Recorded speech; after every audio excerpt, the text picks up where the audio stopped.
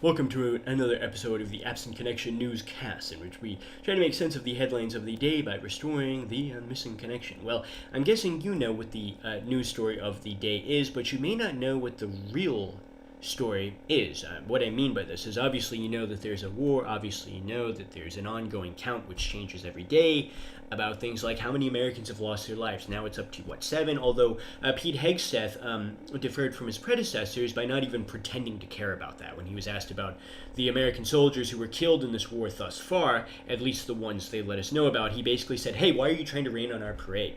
Why don't you acknowledge all the people we killed on the other side? Don't you know it's a bigger number? So whereas previous politicians at least pretended to care about the killed American soldiers that they obviously didn't really, Pete Hegseth has basically just dropped the BS and said, hey, look, you should give credit where credit is due. Don't you know how many schoolgirls we killed when we bombed a school in Iran? Don't you know it's a bigger number? See, I'm smarter than you because I can do third grade level arithmetic and addition. Well, the interesting thing here is that people who pride themselves on being smarter than you are now being exposed for not having thought through a very, very basic arithmetical problem. See, Pete Hegseth might be able to count the number of schoolgirls he killed overseas, but he failed to calculate for the possibility that the United States may not be able to wage this war for as long as he is going to have to wage this war, because it turns out that the United States is running low on bombs. Now, I wonder where all of those bombs could have gone.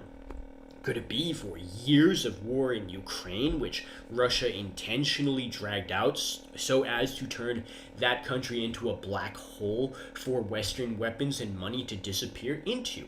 Well, it seems that years later, when another war inevitably pops up, that might hurt your chances of fighting it. Could it be that it takes an awful lot of bombs to turn the Gaza Strip into nothing except a bunch of rubble? It seems that a lot of bombs are needed to commit that level of destruction, and it's obvious where those bombs came from. So now that you actually need them, not just for the U.S., but for its allies in the region, it seems that they are being told at the moment they actually need these, sorry, there's actually not that many, and by the way, we need the ones you have because they need to be taken to a more important place. Yes, you heard that correctly. The Gulf states, which only agreed to the petrodollar arrangement in the 1970s, not because they love the United States or want to artificially empower it by arbitrarily denominating all global oil sales in the dollar, which didn't even have the value of gold backing it up in the 1970s. No, they did that only because of the promise that if they were attacked by a nation like, Iran, the United States would step in to defend them. And of course, in the 1970s, the U.S. actually was such a great military power that seemed like a good deal for places like Saudi Arabia. Well, now that the United States is actually needed, 50 years after waiting and participating in this nonsense, the moment that they're finally needed, they tell the Gulf states, we can't defend you, and we need your missile interceptors to be moved to another place which is more important than you, because much like in George Orwell's Animal Farm, all American allies are created equal, but some are created more equal than others. And now that Israel also needs to be defended, the American bases, the oil infrastructure in the Gulf states, and the American soldiers who were abandoned to these places with no evacuation plan whatsoever, they're being told basically, sorry, you're not as deserving of this defense as the others. But why do they have to ration it in the first place? Wasn't America supposed to have the world's largest military, the world's most expensive military, the world's most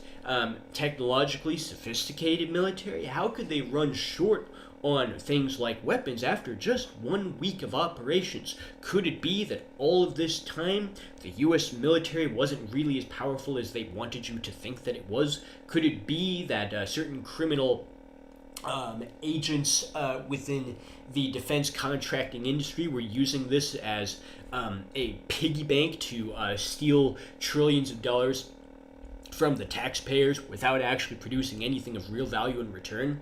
Could it be that the petrodollar, which by the way does prop up the American economy in the sense that the AI data center construction has been funded by somebody who has a lot of money to throw around, largely from outside the United States of America? If you were wondering, the AI data center construction has largely been funded by agents from the Gulf states who were using petrodollars to fund it. Well, now that the petrodollar is an obsolete arrangement, since the only thing that made it sense was the promise that America would defend these states when they were attacked, and now they've proven that they neither can nor will do that because they have commitments elsewhere. Well, now that that's broken down, it seems that Wall Street is going to lose the funding that allowed it to reach absurdly high heights through means somewhat more legitimate than just the arbitrary printing of dollars. It wasn't just that they printed more dollars out of existence in the Biden administration than any other presidency in history. There was some tangible value that backed up at least some of this investment, but now we know what that was. It was the sale of energy from the Gulf states, who then used these petrodollars to invest into Wall Street to drive up the stocks of a handful of companies, which now stand to lose everything as a result of this arrangement breaking down. If you have the United States forced out of the Gulf states after this fiasco, for indeed they would be insane not to do that, then you lose the petrodollar, and as a result of that, the only thing left to prop up the world's largest GDP that produces nothing will be the same sort of printing of dollars without anything to back them up that you saw, say, in Zimbabwe, or that you saw in Venezuela that led it to reach 1,000,000% inflation. So certainly the United States can keep printing funny money into existence or running up the national debt. It's just that there won't be as much to back it up, and as a result, the average American stands to lose everything in terms of their standard of living. Already people have suffered an enormous decline in standard of living over the past few years for reasons which virtually nobody actually understands, but that's only going to accelerate from here on. People already live in a situation where everything is too damn expensive, there are no jobs being created, and there's basically nothing that you can do about it except spend more time sending out resumes on Indeed to ghost jobs that don't really exist.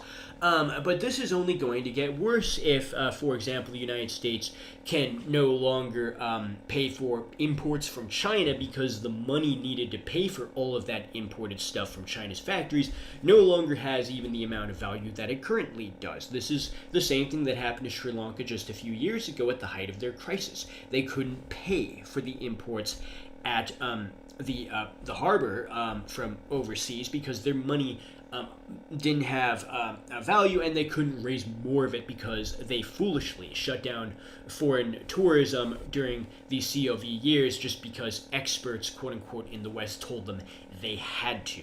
The United States now finds itself in an even worse situation because it's not just a temporary disruption like, say, a pandemic.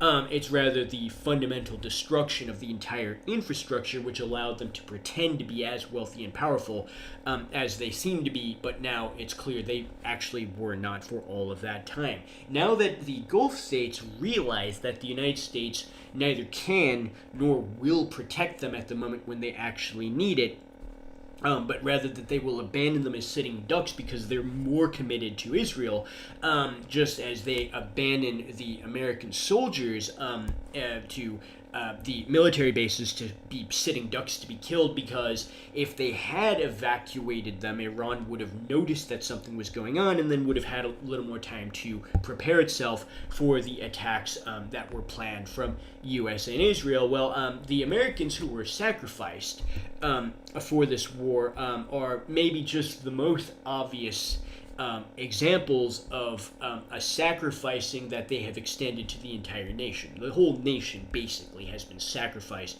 for a war which the United States stands to gain nothing whatsoever from, but is still pursuing because it seems that the agreements behind closed doors in 2024 to allow Trump to become president, despite the fact that earlier that year they had tried everything from taking his name off the ballot to convicting him of dozens of felony counts, to literally trying to assassinate him and taking off part of his ear. It seems that he was still allowed to walk into the end zone without any interference from the defense, just like the New York Giants at the near the end of the Super Bowl that they won against the Patriots. Bill Belichick, of course, allowed them to do that because he wanted enough time to let his offense score the comeback victory. Well, it seems Trump was also allowed to walk into the end zone on Election Day in 2024.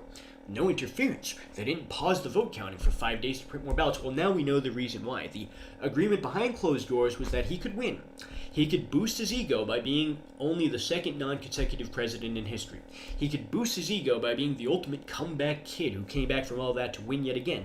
All 7 swing states and a huge percentage of the counties, but at the cost of the nation. And Trump maybe should realize that this is a legacy which very few people in the future are going to know about or care about, because if there is no more United States, there's not going to be any American history textbooks for people to kind of not really read about in the average American high school history class, where students pay so little attention that just a few years later, a huge percentage of them don't even know which century the Civil War was fought in. Yes, that is how bad the American education system has become, especially with regard to history.